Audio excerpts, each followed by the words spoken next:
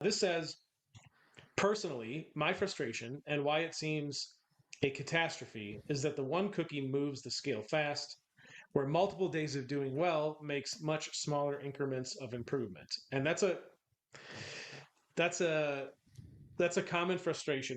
So this is one of the most deeply rooted psychological aspects of human nature, and it's called loss aversion. We actually kind of really discovered this and flushed this concept out in like behavioral economics. And it really came out of like people betting money, and like we get more pain from losing a dollar than we do like a dopamine hit / joy from winning $10. And so like that's just how our brains are wired as humans. Loss is way worse to us than winning is good. Um, and it's kind of the same thing when we talk about like the scale, right? Or our progress.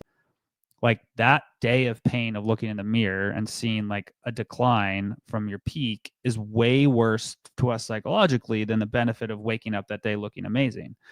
And the more that we can just like be objective about that and just be like, look, my brain's dumb. This is what it does. I just know I'm going to feel this way.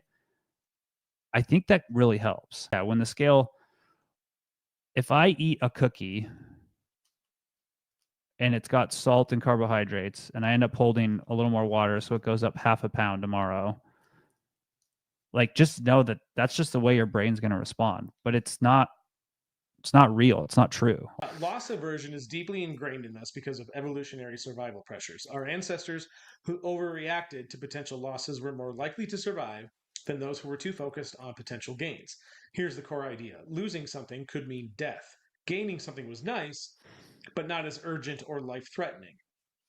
In evolutionary terms, if you miss out on a gain, you might be a little hungrier. But if you lose your only food supply or misjudge a threat, you're dead.